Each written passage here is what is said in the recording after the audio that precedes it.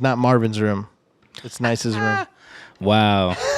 Do not disrespect Marvin Gaye like that, man.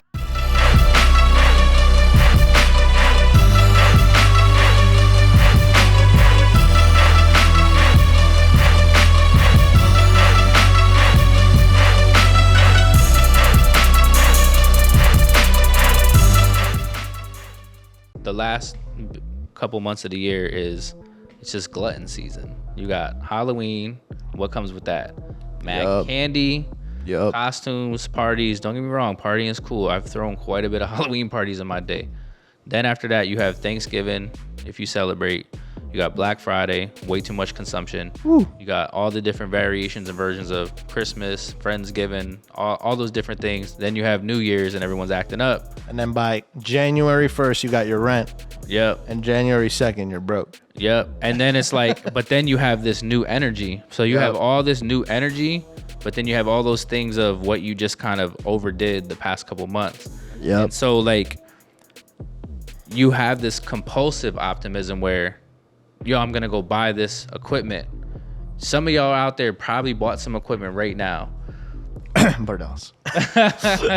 Some of you have all this, you're bright-eyed like it's a new job. You're going to this new place. You're on vacation for the first time.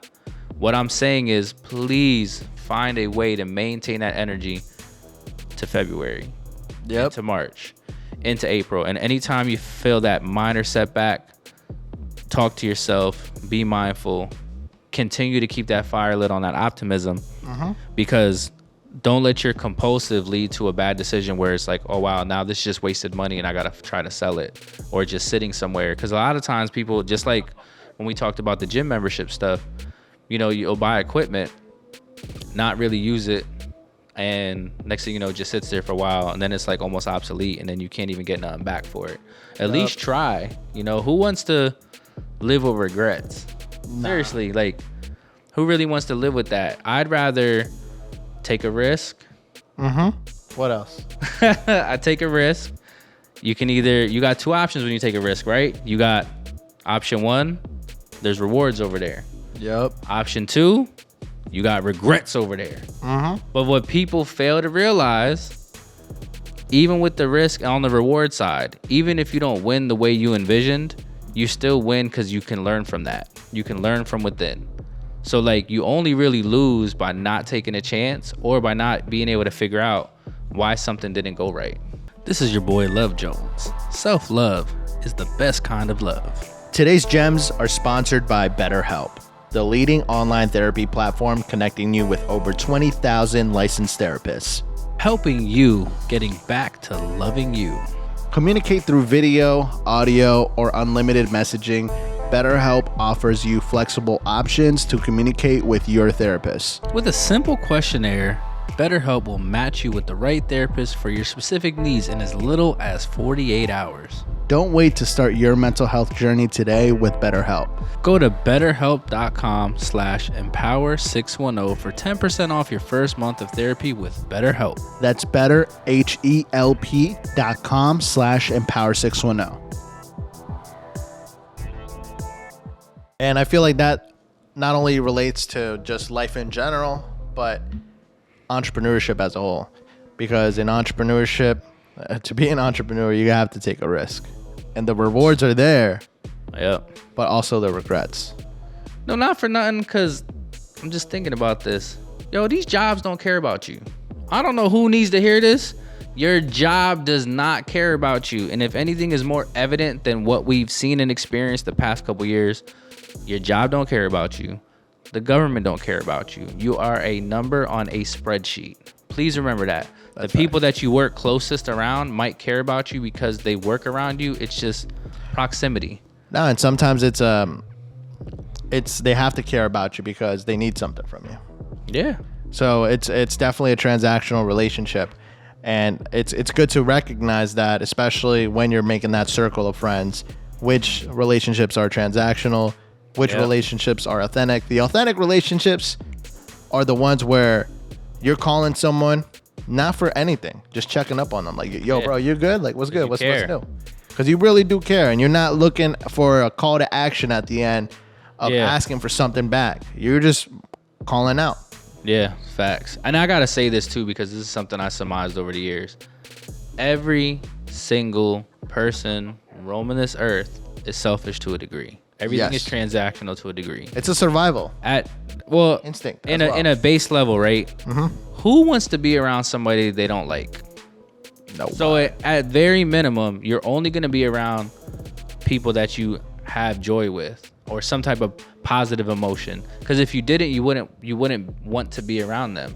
So like, it's transactional in that regard. But when it becomes that somebody only wants you for, well, they can do this for me when I need them, they can do that when I need for them, or they're gonna listen to me so I can just dump all my problems on them, then that's when it's going too far. I think if people would understand that things are transactional at its very base and then working its way down from there, or like, all right, this person's only ever communicating with me when they have a necessity, so this is transactional in a way that I don't like this transaction. And I'd be categorizing people in my head based off of the way they interact with me. Bro, you're better than me. I categorize people on my phone. It's not personal. No, but yeah, that is true. It's not personal. Sometimes when I save their numbers, I'll save them based off of how I met them or based off of what the relationship started. Because sometimes it might go from there. The people that I don't have any type of transactional relationship, they don't even got a parentheses. They just got their names on it. In your case, you're on a whole nother level. You got a whole nickname that changes like every week. Oh, Lord. Yo, why I gotta be that person? Comment comment below what you think I got Nice Jones saved as under my phone. That's crazy. We'll reveal the secret in every word. Shug Nice. See, you think I'm that predictable, but I'm not. Oh, that's good. That's healthy. Shoot. But yo, I think now it's time for a quick break. Give a little shout out to a couple of people on our social. Like my homie Toya from Smile For Me Pics. Like, having that, what was that? The Lehigh Valley style list, and her messaging the podcast page and saying that, she voted for us. Word. Pretty crazy. I wasn't expecting that. I guess another shout out too would be, I noticed they've shared and tagged us on stuff, the Sip and Lips podcast. Yes. Beauty and Flower. Shout out to y'all for showing us love and sharing our work with y'all network. I noticed too, they were live the other day. Culture Talks. Yep. They gave us a shout out on their podcast. I thought that was dope. Cultural Talks. Let me not screw up anyone's brand ever. Cultural Talks. I thought that was dope. They were live. They're getting back in the swing of things. And so they gave us a shout out. Raise It Up Y podcast. My homie YN, West Coast. She gave us a shout out a couple times.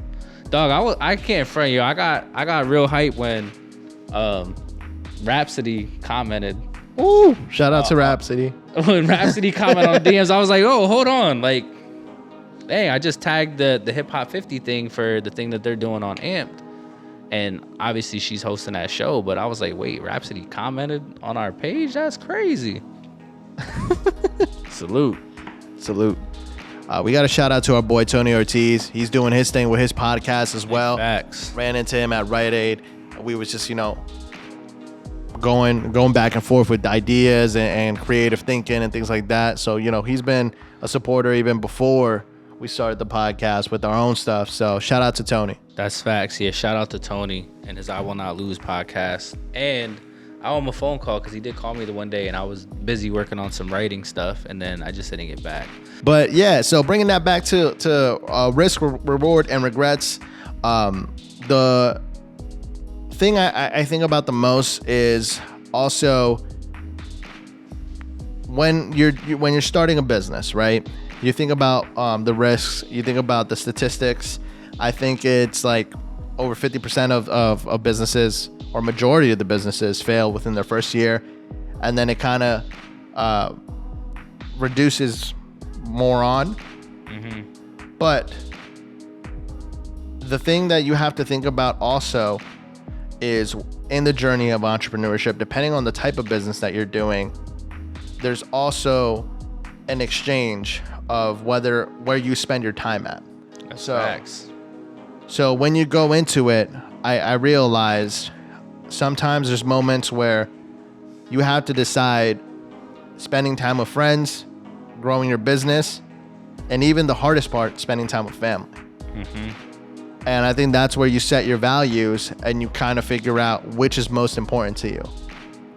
And I remember that someone told me and gave me this advice where he put God first, and under God was his family, and then under his family was his business, because he knows that if anything were to happen, he would always choose his family first, but he needs his faith in order to lead his family. So It's real. not even to get too religious, because I respect what anyone believes in, but when he said that really resonated with me, because right away I said, this man has values and he knows how to make his decisions based off of his values. And so when you're thinking about the new year and you're thinking about renewing yourself and creating the new you, I think it's definitely important to look at your values and then looking at yourself in the mirror and asking yourself, am I being authentic? Yeah. Or am I being a version of myself of what I want society to think? Because that's where that personal branding comes in. But sometimes we lie to ourselves too. No, we do. We're worse. We lie to ourselves the most, because there's always three versions of ourselves. There's who we believe we are, who we really are, who people believe we are. And all three of them are different. And this morning, because one of the new routines that I'm doing for 2023, and I actually started this in 2022, and which is another thing that I think people do wrong, is that they wait until the new year to start their new habits. I usually start it months before. Yeah. And I treat the new year as, all right, let's just reassess. But I was listening to a video talking about Jim Carrey and some of his thoughts. And one of the things that I told you was on my demo reel for LBJ Media, I actually have his voiceover of the graduation speech. Because I looked up to Jim Carrey a lot growing up. And one of the things that I found interesting that Jim Carrey said after going through what he went through is Jim Carrey is not real. It's facts. And to just a common person, it's like, wait, what? And when he explained it, it made a lot of sense, and it made it seem, well, not made it seem, it made me understand that this man is on another level of spirituality. I can't even say it. Spirituality. Because when you really think about it and who we are, we really create a version of ourselves for society. And who we portray to society is not necessarily 100% real. Yeah. And I think a lot of the times, especially with Facebook, Instagram, and all the social medias, It's blurred the lines way more. people are fixated to try to be their social media version of themselves, Their avatar. And it's crazy because the more apps that come out, the more things that really cater to your insecurities. And so people really believe sometimes that they're that person in the filter. And when they see themselves without that filter or without anything, they get disgusted. No, that's facts. They don't even love themselves. And I find that, I don't even want to say crazy, but I understand that to a certain degree. But you have to be real with yourself and learn how to love yourself. And that's one of the things that we talked about in the last episode as well, is self-love. And coming to that reality that, yeah, this is me. And it's one of the things that I spoke to you about as an artist, was I started reassessing, especially towards the end of the year, who do I want to be as an artist, and how am I going to portray myself, and how am I going to do music moving forward? Not on some marketing, not on some, this is what the people want, more on how I authentically feel I present myself, and how I feel overall creating it. Because a lot of the times I felt like I would listen to some of my old stuff, and then I was stuck on past Lewis. Yeah, it's like, oh, wait, I'm not that guy anymore. Yeah, I'm definitely not that guy anymore. Because if past Lewis met modern day Lewis, like modern day Lewis would probably be like, yeah, he's a little ratchet. We're not gonna talk to him. But I pray for the people that knew Ratchet Jones. yeah, and that's cool because like that really shows the growth, and it really shows a different mentality. And I'm actually glad that I went through that whole process. If I were to do it all again, I don't think I would have any regrets to it, because even during the darkest moments in my life, I realized there was a gem that came from it. And there was something that I learned that stayed with me for the rest of my life. I think something that I wanted to bring up, and listen to you talk about the Jim Carrey part, and as it relates to entrepreneurship and habits with people, and just like that, being honest with yourself. Yo, your screen time will humble you. If you get those screen time, if you know, people be ducking that.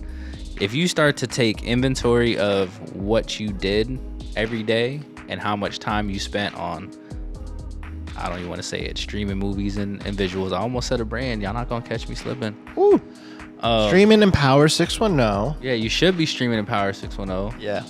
But you know, folks watching the latest movie or show that dropped and then talking about it on the internet, and you know, just all that consumption and arguing online. It's like everything you're doing away, you're not contributing to improving yourself or your business. And if you got a business or a creative thing you're doing all these other activities, and then you look at your screen time like, wow, like, you know, you don't even realize you're doom scrolling. Yep. So if you start taking inventory every day, that's how you get closer to being who you want to be. And so like, even when you talked earlier about like statistically speaking with the amount of businesses that fail year 1, year 5, year 10 or whatever. Yep. You know, a lot of times traditionally it's because they didn't plan, they didn't do enough research. You know, there's a lot of reasons, right? But then now you literally have no excuses. Like, the information age is over. There's too much information. We're in the creative age. So if you're not getting informed, reading some books, using podcasts, using people's stories, watching documentaries, taking notes on everything, you know, don't consume just to consume. Consume to create. Create something. Consume to create. Put it into something, because once you put it into action, now you get to apply what you learn. You get more value of it, and you're going to keep wanting more. So get addicted to your success. And that's a big reason why I love the journaling aspect, because I can literally go back and be like, wow, I can't believe I thought that. Or it's like, wow, I really was on the right path of this thing, and for something kind of derailed me. And so how do I get back to rewrite that wrong fork in the road? Because every decision you make is a fork in the road. And thinking about, you know, what you were talking about with Jim Carrey and just these different versions of self, you know, where your focus goes is where your energy flows. Yep. So you have to think about that. So like, you know, based on what I'm hearing from you, and no matter what field you're working in, what type of creative you are, even as a business owner, and how you're moving with this optimism, yo, sit down and actually write and define who are you now, and who do you want to be 12 months from now, and work closer to be that person. And I think it's super important to even do something of what you talked about, where talk about the 3 versions of yourself. Yeah. The version of what you think you are. Yep. The version of what society thinks you are. Yep. And the version that's actually you. Yeah. And you got to sit with those versions and realize how can you get them more in a line. I have a whole exercise. I literally have it in my phone. I take notes on every single thing. It's pretty wild. So when I'm no longer on this on this earth, and my kids have my phone and look through the amount of notes I have on things, everyone's just gonna be like, yo, what is this guy thinking about? But I have an exercise for that to close the gap. And some people that are listening, hopefully they are, maybe they're not, either way, it's no big deal. I literally had a script that I wrote, and I had questions I sent out to 50 people that know me in a variety of ways. And I asked them, if someone were to ask you to describe me, what are the first 5 things you would say? And then I took all that data from every single person. I sent that to students. I sent that to previous coworkers. I sent it to family, friends, different demographics. It was just very, you know, in my marketing mode, because I wanted to have a well-rounded version of what's coming up. And then I took all that data and I put it into a word cloud. And then I saw what was coming up most frequently. And then I had what I thought, who I was and what I was projecting. And then the things that I saw the gaps, I'm like, okay, what do I have to do to close these gaps? Because clearly there's a gap between certain attributes I want and how I want to be perceived versus what's happening. Or if this is what's coming up most frequently, how can I improve this? And a lot of it comes down to the things you say, the things you do, and the things you're willing to share and put out with other people. And it was the greatest activity. And I actually told everyone how I did it. And some people are like, oh, this is so good. Like, where did you read that at? And I was like, nah, I just came up with it. Like, I have all types of like social science I think that things like, I do with myself. Artistically, I think that would be a dope album art. Oh, I have it. Like, that's the funny thing. With a bunch of words and then A whole word cloud about me. Yeah. but the word cloud makes the image of you. Yeah. Oh, that would be interesting. You know what I mean? Like, have you ever seen those art pieces that have a bunch of words and then all of a sudden it creates an image if you see it far enough? Yep. That's what are those called? Mosaic. Mosaic. Yeah. I think that would be dope. Take a picture in a mosaic. Yeah, that would be pretty dope. You heard it here first, so I'm gonna send them the invoice after. So another thing that people are looking at around this time period, and they were looking at it, is cuffing season was winter season, and now right around the corner is Valentine's Day. Dun dun dun. And talk about being compulsive, because a lot of people, they fall for all of those sales, all of the commercials, all of the ads. And not to say that if you're in a relationship, congratulations. 100%. If it's 100% authentic, that's good. But you have to be real with yourself. If you're getting in a relationship, are you getting in a relationship because you're lonely? Woo. Which is a hard pill to swallow. Or if you're getting in a relationship because you authentically have a connection with the person. Bruh. My thing is, how do people tell the difference? How would you suggest people tell the difference? Because there's definitely a difference. So I think the one thing, and it goes back to journaling, is knowing yourself. Because then you start building those values of what you're willing to accept in a partner and what you're not willing to accept. Yeah, that's facts. And that's totally fine, because you'll have your standards and you'll realize, this person's for me or this person's not for me because of X or Y. Yep. Not because Valentine's Day is right around the corner and I don't want to feel lonely, or I just have to make that Instagram post to show everyone else that I have someone by my side. Bruh, it really be the insecurities. Because again, like I said about this whole glutton season, right? Yep. Sad season is all synonymous with all this stuff. So like when people seeing everyone styling out with the couples in pajamas pictures, the open the Christmas gifts, the engagements, man, even Thanksgiving, the baby, yeah, that's what I mean. Bringing someone for Thanksgiving, they're all styling out, and bringing the boo for New Year's Eve, New Year's boo, New Year's kiss, yep, all that celebratory shenanigans, all that peer pressure. So all the people that are watching all that, they start to look inside and question themselves, like, yo, what's wrong with me?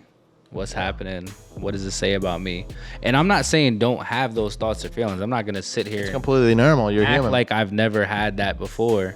But at some point, you gotta offset and check yourself and realize what's the root of why you're feeling that way, and don't let everything on the outside reconfigure your inside. Yeah, it's not Marvin's Room. It's Nice's room. Wow. Do not disrespect Marvin Gaye like that, man. Wow. Yo, for people that know me know how I feel about Marvin Gaye and his I Want You album. And normally I'm with all jokes, but we not about to disrespect Marvin Gaye. Shout out to Marvin Gaye. Marvin's Room. There's a whole studio before it was a Drake song. This guy. We might have to fight after this. Let's do it. He's with it. But it's very valid though. Like I think like people have to understand, sit with yourself, man. Have that dialogue, write it down. Like, don't be so damn lonely and thirsty. Like, bro, it's mad cold outside. It's way too cold to be thirsty for Gatorade. Facts. Get you a hot cocoa.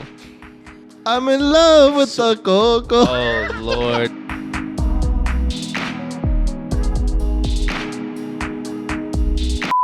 I call my homie Swiss Miss Shonda because she's a co-host from Sippin' Lips, and she makes hot chocolate now. When she got People, when she got a discount. When she got a discount, I got it for the low. Oh Lord. Listen, I be trying to get people paid. He over here trying to make an ad for you. So there you go. Nice Jones, he beat Dolo. Hey, yo, nice. So we recorded this whole episode, and can you go deeper into what we meant by rooted gems? So I was supposed to get a root canal last week, and it got rescheduled to this week, and they rescheduled and pushed the date to a day that we record. I wasn't sure how I was gonna feel, but every time I tell people I'm about to get a root canal, everyone's like, "Oh, it's so painful. This is that." I'm just like, I'm not listening to none of y'all. I'm not. So I got a root canal today. I hit up this guy and I'm like, "Yo, we still recording today?" And I told him I had a root canal. "Yo, you gonna be good?" And I said, "Dog, I ain't got no pain. Like, I'm fine. Like, I don't even need painkillers. I'm not disrupted. I just can't eat on that side." So Nah. See, that's how I know you lying. what? I know you lying because you definitely got pain because you haven't subscribed yet. Yeah, that's the pain I have. That's emotional pain. Like, bruh, why haven't you subscribed? Like, we're still waiting from the last episode. Still waiting. Like, bro, we're being so consistent. I done had a root canal that took an hour and a half out of my day. Healed. Got better.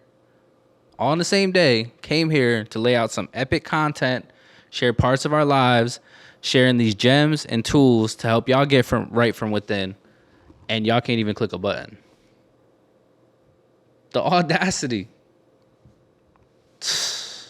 Another staring contest, huh? It's about to get real weird.